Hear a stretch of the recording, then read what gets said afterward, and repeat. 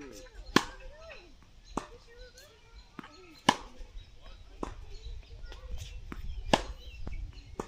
You'll swing a bit hard. Slow it down. Pretend like you're underwater. Oh, right on the track. Pretend like you're underwater. That's not underwater. Right. Slow it down. Try to find it. I'll hit the ball hard in a second, but I want to see at least 2 minutes of controlled stroke production. That's better, right there. See? That's the tempo. You can do that a few times. Keep it track. Give it a smooth to the hip. Higher. On the backhand side. A little better. See, and then it's easier for you to start to get that whip feeling, controlling the ball a little bit more. Having that kind of tempo. Find the feel for the ball, very important. Okay, don't smack it so much. A few more of these. That was good. Control. One more. Smooth. Okay, a little hard, see? So you should be able to do this comfortably. Now, you probably haven't seen the series they did about Alcaraz. Not Alcaraz, about Nadal. You know, he had a major foot issue early in his career. Kind of so you're saying like foot injury. So he's out there hitting, and he's just hitting the ball really easy, smooth. The guy is actually possibly it's really smooth. And someone that there says, you know, yeah, you got to wait for his coach's uncle said, no, we always went out this way. See, there's a lot of people do that. So you got to find that sensation of being fluid and easy. It's like a lot of things you do, for instance, that you have to do with your position. You're riding, playing an instrument. You try to get yourself to find a feel of being in control first, and then power, not the other way around. Well, no, he wants to feel like they'll go through it, and they kind of stuff, right? So they go through riffs and they go through that stuff. I want you to try to put it into your style of play.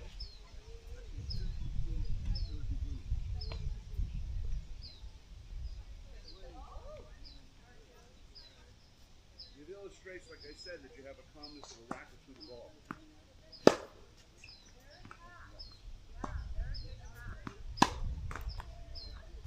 Through the ball. Now, one thing that's hard to do is to have your feet working when you're trying to be slow in your stroke. So, to work on that. Move your feet, smooth. A little rough. Here we go. Set it up. Sorry, it's on there. Set it up easy.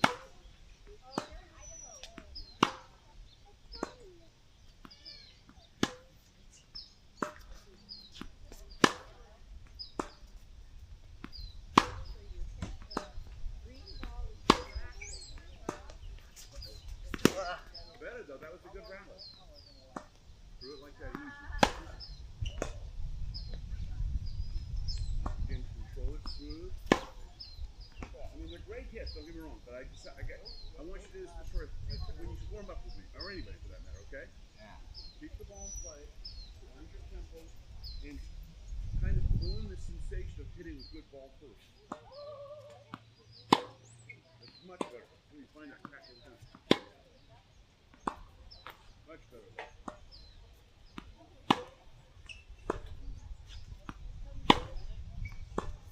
Nice. Sorry. Better though. That's good. So just that little bit less, right? Yeah. Not a lot less. Just a little. You could do a lot less as well. And then gradually get yourself to find the feel. Okay.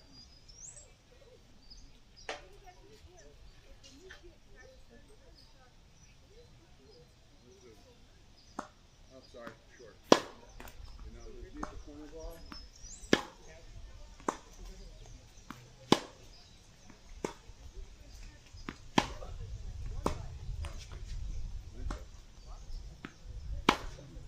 Okay, so again, look at that last shot. You're with me, huh? So when that happens, say to yourself, I gotta come through. Don't say you whipped it to yourself. Don't say it was too quick. Don't repeat in your mind or in your phrase what you did wrong. That does no good. In your mind go, gotta be more like this, right? Repeat in your mind and in your mouth, for that matter, what should be right, not what's wrong.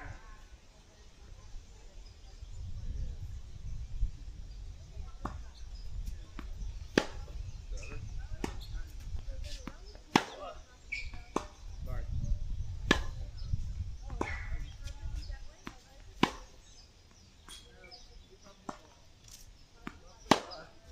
See, that's a little wild again. A little wild again. Why do I know that? Watch you. I'm going to be doing what you did. Look at your head here, starting to turn out. See? Instead of being here. That's the big one. That's the hawk. That hawk is going to attack you if you hit another bad shot. Oh, yeah.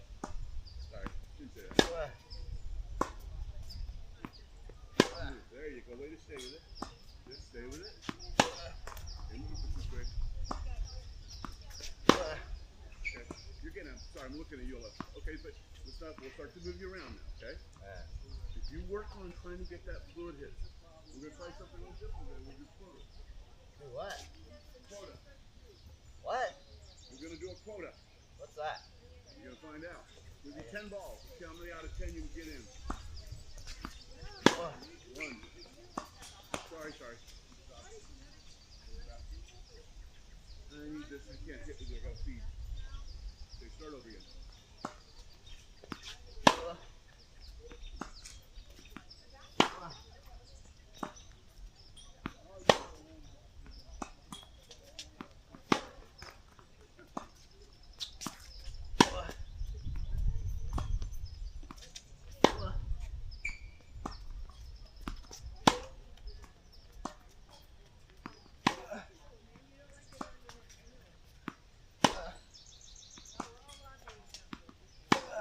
Okay, good. You're 7 for 10. Okay? Yeah. So that's pretty good. But now we want to see a little bit more footwork. And we want to try to have everything go here.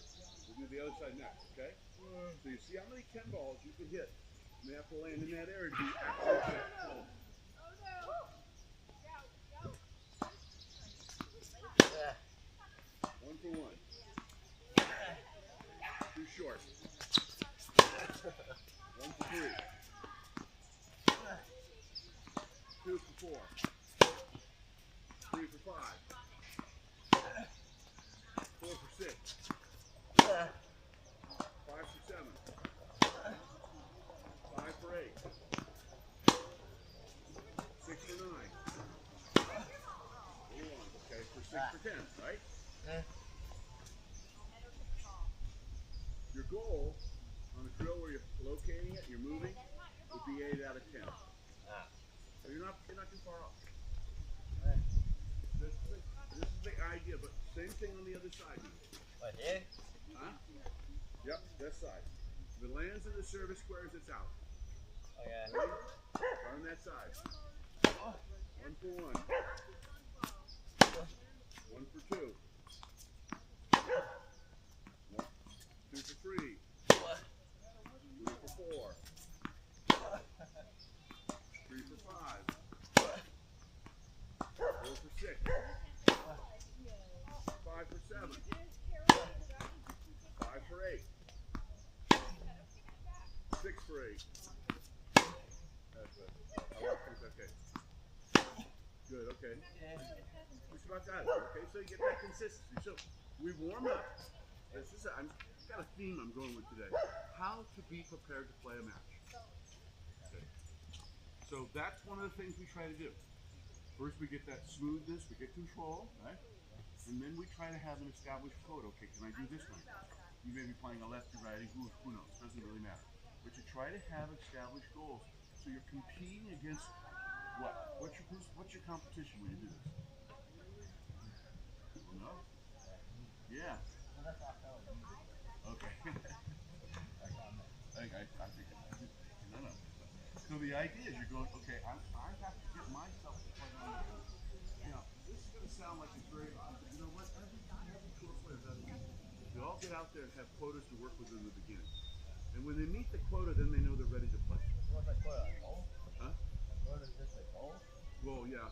Quota is like you try to have a certain quota, like you'd like to get at least 8 out of 10. That's your quota. Or goal. And the idea behind it again is that it gets your ready mindset. Because what you discover is that the real competition is you, not the opponent. Can you control yourself? Can you meet your qualifications to be able to play? Now we take it a different step. It's actually a 10-step program. And again, a lot of players on the tour do this, just no one ever sees it. But we saw that speculated in the dog his uncle was doing with him. Okay, so now you have to go back and forth. Okay. So there, no matter where I hit. 1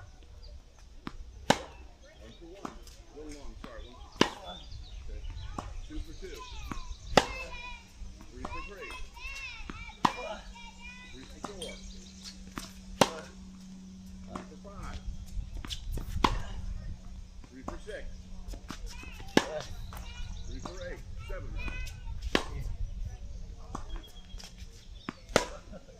That's just a little out. That's it. Okay, so that broke down, didn't it? Yeah.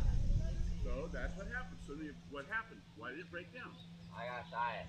You got a little tired, and also you were hitting too hard to get your shot going. You were just blasting. And that's what happens when you're playing. So you go, well, how's that relevant to my game? Well, it's relevant because when you go out and play and you don't have to be able to do that, you know what you're going to do? You're going to start pushing the ball. You're not going to hit it. Well, the wrong with pushing it doesn't optimize your performance. You start playing guys who are better, they're going to eat you alive. And that's that you found out, right? So you've got to be able to say, okay, I've got to hit a better ball. That last one, but that's where you have. This is very difficult to do. This tiring. So I'm in the match. I don't really count like 1 to 1. no, you don't do that. This is a warm up. This is all about. So once you get through the quotas and you warm up, you just start you drop. This is how you get ready to play. You're ready to play by having that. You have. I noticed that when you and your dad hit, you kind of warm up down the middle. It's very generic. It's not really getting you to have a challenge. So when you warm up with challenges, when you get to the real challenges, yeah, well, he has to. That's homer. I should have used the example. When you warm up in general, you want to have warm up like this, where you're forcing yourself to play at a higher level, and then little by little you get better. So we're going to do this again. Last time you did a fantastic 2 out of 10. Let's see if we can break that.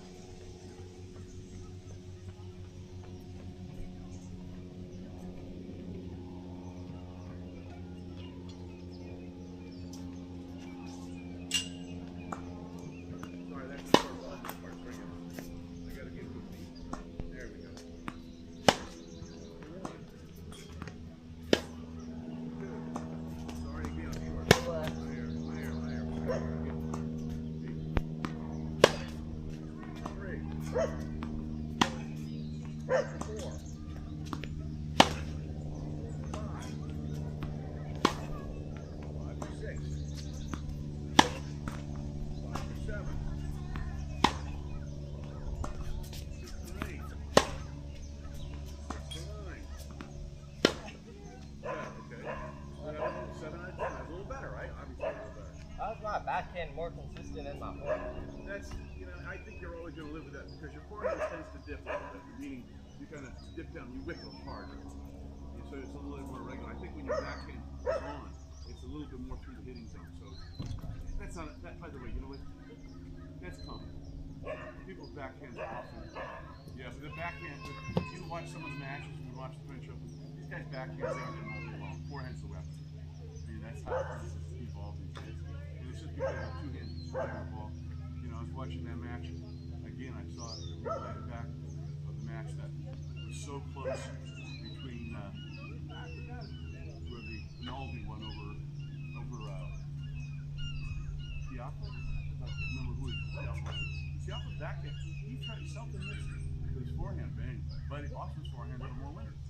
So typical among players, the backhand is a little bit more reliable, and the forehand is a little bit more of a weapon. And having said that, that would account for it makes me taking a chance. Right? So you got the 7 out of 10. That's pretty good. Well, we want to get 8 out of 10.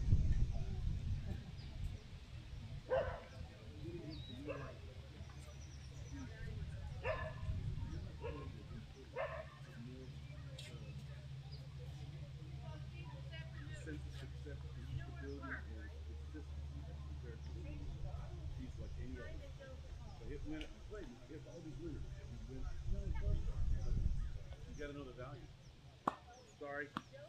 What? Oh, one for one. Here we go. What? 2 for 2. 3 for 3. 3 for 4. What? 3 for 5. 4 for 6. 5 for 7. 6 for 8. 7 for 9. I'll give it to you. Okay, but there was a very good quality you had just then. What? You did something different. What? You missed that point and you go, oh. You actually found value in consistency when you did that. Which one? Because you missed that one forehand. You went, afterwards. Oh yeah, so I can like tell. I know, but my point is that that's what I want you to start to have a sensation of. Well, where's the value? The value is in consistency. And when you miss the ball, you went, you didn't do that on all the other balls. That one you missed, you could have made. You missed another one you didn't say a word on because you still hit it well. Yeah. That was the one you missed. So that's kind of where we're working on this concept today. The value of a good quality hit is there. Maybe you miss it by a foot or two, it goes by like that. That's okay. But when you shank it, or you hit it wildly, like the one that went over the fence here, that's another story, isn't it? Yeah. Okay, here we go. Back one more time. Same drill. 1 for 1. What the heck? 1 for 2. 2 for 3. 3 for 4. 4 for 5. 5 for 6. Oh, sorry, bad hit. You get it though. Good. Fire. Okay, that guy yelling up there, I thought he was covering me. Okay, that was pretty good. That was almost a good 8th grade. Again, very good quality hits. You're not swinging wildly, and you're moving your feet well. So good for you. Now we have one last level to make on this drill. Same thing, except I'm going to randomly hit it. Okay. Okay? Wait, so am I still going like there and there? You were going back and forth, but I'm randomly hitting it. Okay?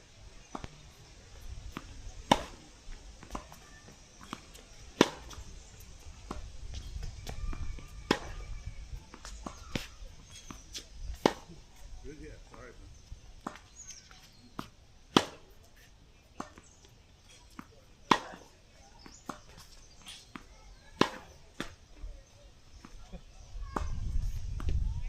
Sorry, bad hit. Okay, so it's a little tougher when it's randomly hit like that. Yeah. One of the things you're going to see is that you start to get a little bit more control like that. It's very difficult and probably not actually natural to follow a pattern when it's randomly hit. Yeah. You know, that I just made you do that to see what it's like. You don't do that. You don't have any room for adjustments. Yeah. When you go to hit a ball, you hit the best ball you can wherever you can. Yeah. So now we'll go back to random. It doesn't matter where you hit it. It just has to be deep. Okay. You can hit it. Just don't hit it down the middle. I'm trying to make you hit more aggressively. All right. So random, anywhere you want to go.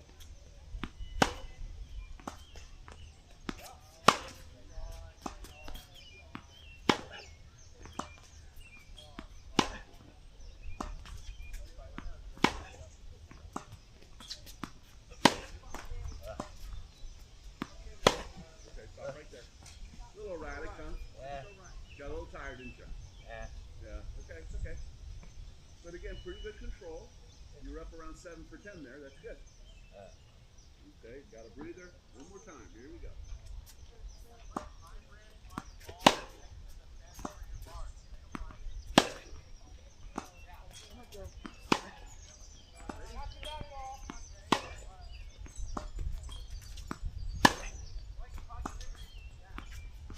Nice play. Oh, that's too far. Sorry. My air. Doesn't count.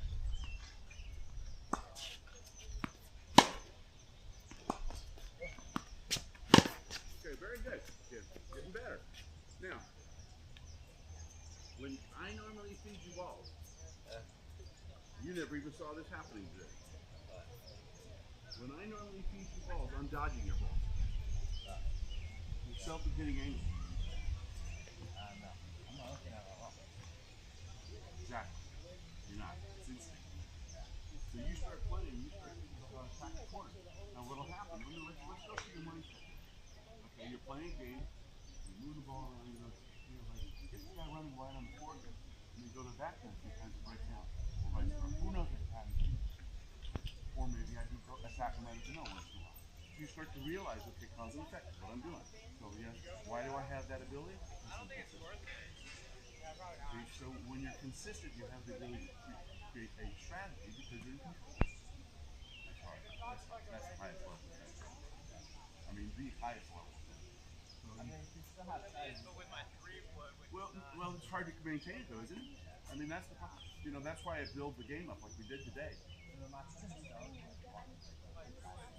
Well, again, don't worry about that. You're going to mature in that area. The more you do stuff like this where you have more control, the more you have strategy, right? I hate to use this analogy, but if you went into a fight and had more weapons, you probably have more strategy. You don't have to. No, let me show you how this is going to work out. So I'm playing a guy and I go, okay, I'm going to serve, I'm going to attack this guy's backhand side, I'm going to make him, I'm going to run him on a forehand. Now I play. And I just go into it, boom. You don't sit there and think about your strategy as it goes. It's premeditated, then you find a pattern. All players work with patterns. I don't care how good they are at the level up there, but you get someone who's actually a high level competitor, they're working with patterns. Okay? And the coaches will say, just beat up the backhand, or they'll say, move them. Doesn't matter. So you'll get better and better about finding these simple things. How does that happen? It all starts with what? Consistency. Because if you don't have consistency, you can't have patterns. If you don't have patterns, you can't have strategy. I know you watched a little bit of the French Open. Well, that's fine. Anyway, but you look at it, you go, yeah, they have a game plan. You can see it. It's subtle, but it's there. I thought the game plan that the guy had against Tiafoe was very, very good. Tiafoe is a wicked type of game. On his forehand side. I mean, he runs really well. He's a very awkward player. And what he was doing, I don't know, they didn't even say it on narration, but what he was doing, and then he hit a kind of a softer ball up the middle. And then he could back up, and then he hit a softer ball. And he kept changing that pace, and all of a sudden, you could see where, Tiafoe would just get a little antsy, and especially towards the end of the match where he should have won. I said, do you see what he did to him? High moon ball, boom, bang, bang, high moon ball, boom, boom, high moon ball, like that. Tiafoe couldn't keep it. He kept looking for a thing that would give him the moment of opportunity. It wasn't there. Because that boom ball you can't do anything with on play. No, it's a high ball. It's not a lob, it's a boom ball. And he was standing way back for the serve return and putting the ball in play. And forcing Tiafoe to have to put it. And it was interesting because Tiafoe got a little bit frustrated by it, and then what he did, rather than adjust to the strategy, which he could have served in volley very easily, instead he just kept pounding away the same thing. He's a good player, so I'm not putting him down with that. But that's a common situation where, again, something works, and then the guy changes, and then you got to go, oh, he's changing the game. I need to do something a little different. Okay, let's go back to this simple play there. Bang, boom, bang.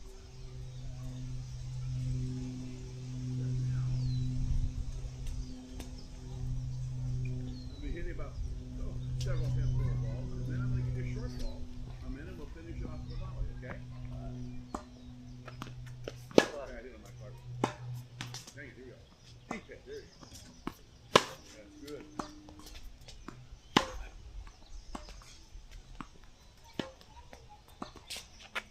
Nice shot. That ball was, you hit a great drop shot this time. I guess that threw me off a little bit almost. It was such a good shot. And I thought to myself, well, you probably need to get a ball back for that one. Yeah. It's so well hit. That was a very smart ball play.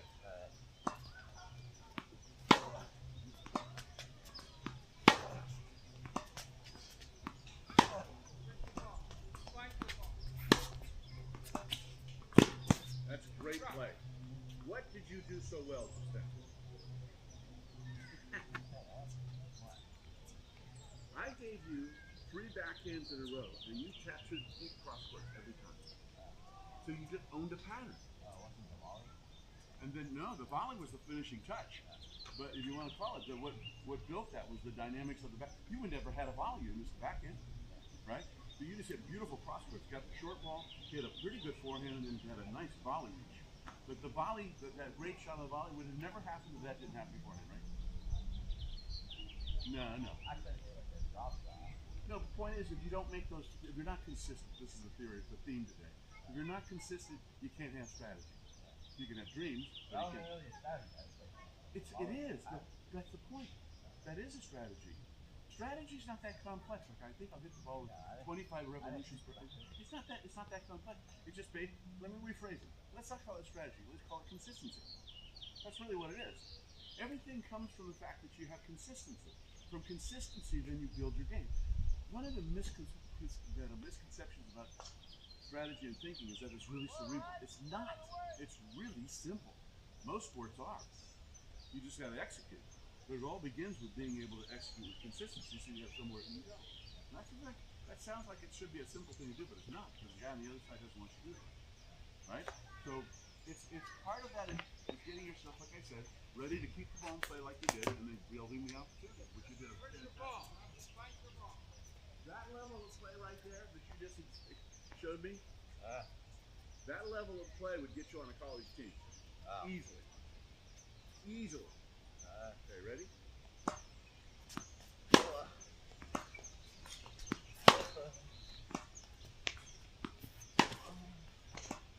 Sorry, I had to dodge your ball.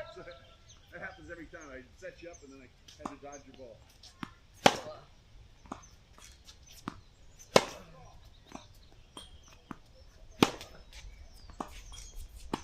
Okay, I did that because that ball was out, so you deserve to get a tough foul. Can I like go in on that? Yeah, you have to. There's an invite you can't refuse. Yeah.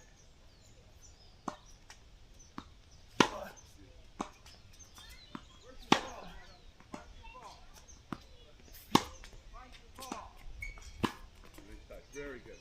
Okay, now, you gotta listen. This is gonna be funny. We just did a bunch of play drills, right? Before that, we were doing quotas, cutting down the air. How many airs have you made on your ground strokes? In the last 50 balls, you haven't missed a ground stroke. No, you got to say one. That's beyond what it doesn't get that. You don't see that in yourself. Because you got to have things happen because you were consistent. That's strategy. You basically kept the ball in play, but your consistency of what you're doing these last 30 balls is amazing. As I told you, it's college done. You didn't miss a thing. So how did you get to that point?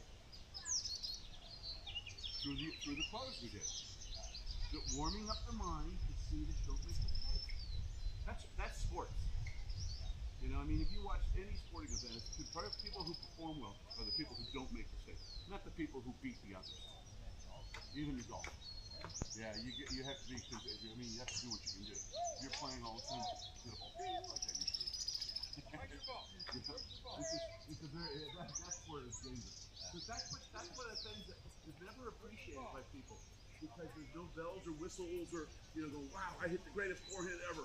It's more of just hitting great balls over and over again and creating the opportunity to be a player. They kept saying this, McEnroe kept saying it when he was narrating, that these guys got to be more consistent. And they asked him about what was making Sinner so successful. He just didn't miss. Not only hits the ball great, he just does it well when he's around. Okay, here we go again.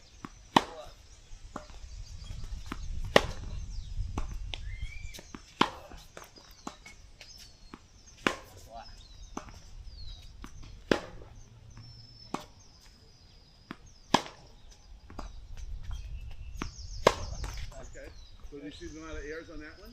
Yeah. Yeah, see? So you thought, okay, it's a big lofty ball, I'll come in and jump and hit a forehand. Didn't happen, did it? Yeah. Because prior to that, there was a lot of mistakes. And that's the lesson I'm teaching you today. We will get to points of consistency, which then allows us to have some degree of strategy and a pattern. Once you move that ball behind you, it's going to catch it.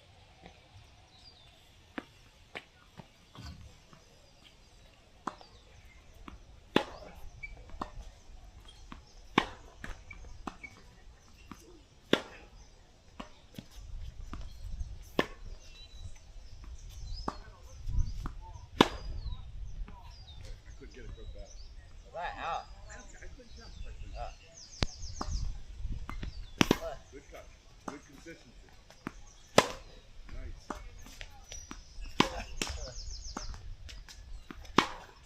Okay, so you fell, those two backhands kind of fell apart, didn't they?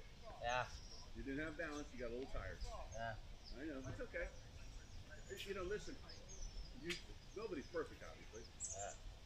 But when you make a mistake, you have to sit there, okay, now what's next for me? Not what I did wrong, but what's next for me. That's very important. You build from patterns of success. Ready? Here we go. Boom. Nice. Again, through the ball. Stay on the back, on the foot. Balance. Good. Balance again. Let's take a break there and move that ball. Take a little breather right now. Working pretty hard. But that's good. I like it. And there's that. That's your breather. You ready? Yeah. A little closer. Get small. I mean, come on. There you go.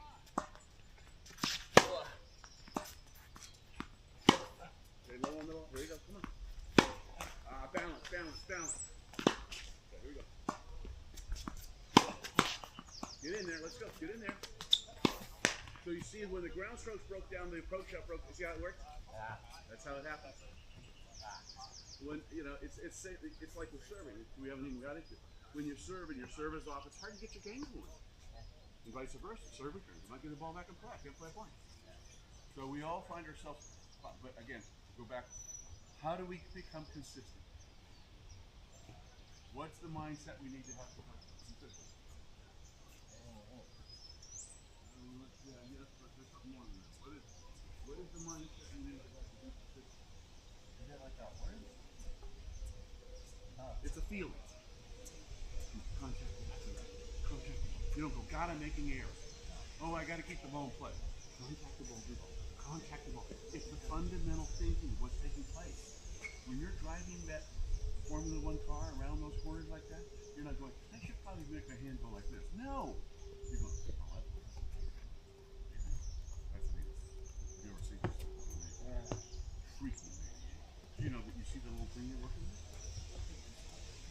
It's like this, you know, and this would be hard left, hard right, hard left. I mean, I just did this. So they don't think about, boy, I should not crash. They're all thinking focus and strategy. I found it interesting because I got into that because the company I'm involved with is called NeuroShield, and they make the material now that they put on the suits so they won't catch on fire. It's actually pretty cool. It saves a life bulb. But the one thing that this guy told me that's in the company says, yeah, you talk to these guys and they go, they're really like, this is it. They're not like, oh yeah, I have to do this, I have to do this. They're very simple-minded. You got to really focus. That doesn't mean you're stupid. They just have a clear idea of what they have to accomplish. You don't need it. Yeah, that's another thing. You're talking another world. You're talking about the driver's mind. Yeah. It's a very interesting sport that way. Because it's super, super accelerated, but yet it's the brain. Okay. I'd like you to come to that now. We're done doing that. You've worked hard and you're sweating and good. But I like what we got done today. I like that. We have to keep working on that mindset, huh? Yeah.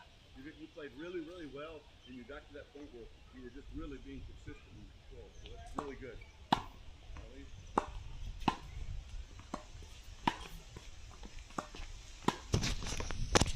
Me, please. That's it. Ooh, yes, I win. A lovely left. Back there, ready? Nice. That's a tough ball.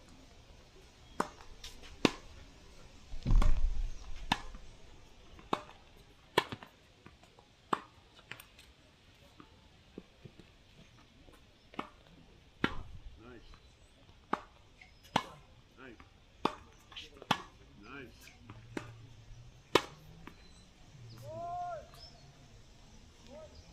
Just trying to keep it in play. Good feel for the volley. Good. Nice. Okay. Good shot. Good shot. Ready again. Otra vez.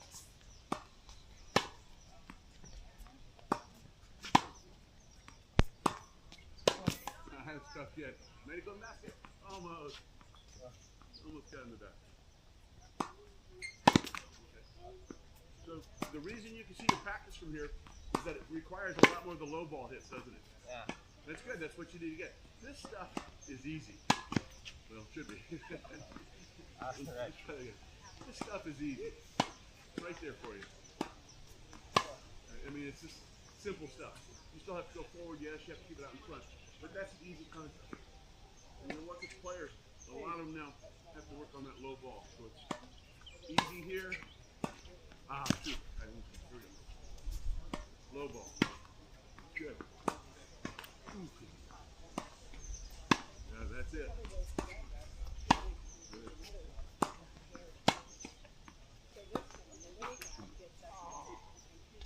That's why we practice a lot off the tee. Now we take that to another level, go back to your tee, and you're going to hit the ball, then come in. And then, okay, hit it back to me though. Only so you have a repetition. Right on. Then you go back again.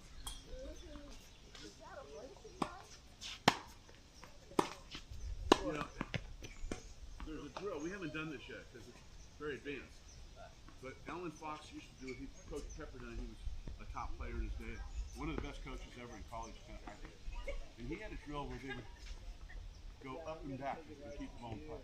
So you hit the first one on the tee, come up 4 or 5 step ball, and then go back to it again. Listen, you try to keep them in play. Let's try that. It's a really good footwork drill. Because what it does is that you've got to muster up the ability to stay forward when you're going backwards. Okay, keep in play to me.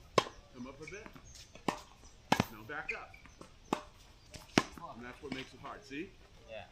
You I thought I was supposed to go forward. Don't get too close on that second ball. Then back up. Too far. Okay.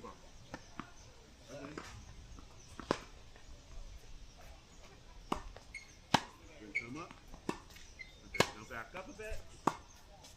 There, and come up. And back up. And then come up. And then back up. Okay. See what that does for you though? What? Because when you're backing up, you can't back up like this. You have to back up like this. Yeah. So what it does is it creates that necessity, the sensation, necessity of having your weight forward as you come back. Yeah. See, most people, when they get to net, they roam a bit, but they don't roam with that sense of being here. They roam like that, right? Yeah.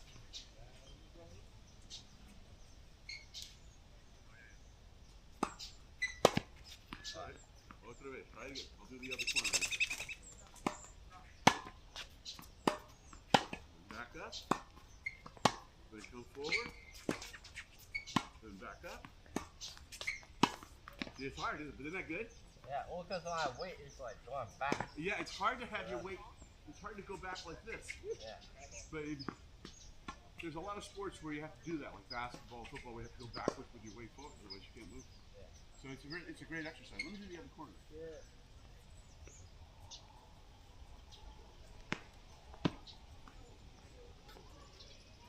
Yeah, at one point, Pepperdine had one of the best teams in the country when he was coaching. Mr. Brad Gilbert ended up going his second 2 years. Okay, I'll play it. Then back up. And come in. And back up. And come in. Good job. Okay, let's try some more. I'll try to keep the play.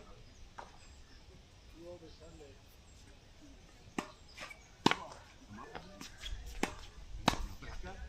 You're getting a little too close on your Get back here. Come up a little bit, right about there. Okay, sorry, I was watching you. But you don't want to get too close because that's unrealistic. The balls will be lobbed over your head. Come up a bit. There you go. Then back up. Good. Don't come up too much. And back up. Now that's good. You're starting to get that look of going like this as compared to this. See that? Yeah. That's good. Getting feel for it. Hard, huh? Yeah. Just take a breath. That's a great drill. It's really hard to do. Really hard to do on both ends. I got to know pretty well Alan Fox. He's a really good coach. Got to talk to him several times, and I asked him, when he recruited a player, what did he look for? Because he recruited Brad Gilbert and Gilbert Windeck. And I said, well, I never thought of Brad as being a team player, because he wasn't. He wasn't. He was me. But he says, it's okay. I got that. What I wanted for somebody that was going to sit there instead of standing for everybody else to read. He competed with his teammates. And that's what he wanted. He knew to elevate his team, he had to have people within the team compete for the best position. Gould did the same thing with the softer language at Stanford. But a lot of guys quit because they're going to be a good team player. Nah. He wanted to be as part of a team. But he said Brad would play his match, and there'd be still matches going on. He'd leave. He'd stick around and watch his teammates at all the play. But he liked that about him because he pushed everybody on the team. As one of his teammates said, he just recruited the biggest asshole in the world. But as much as he was, he stimulated them to try harder. So that's the kind of thing people look for. Somebody on the team that's going to push everybody else. Okay, now. One more time with this. Here we go. And you're coming in, and you're backing up. Get it. Oh, got to keep up. Good. That's a beauty.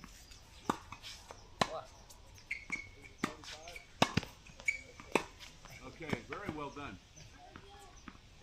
And you did good. And you did good too. Nice. I'm going to catch you. Oh, that's a good shot.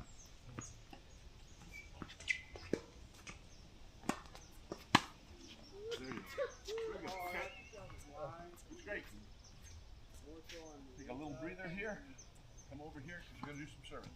Over there, I'll keep you some ball. Over there, I'll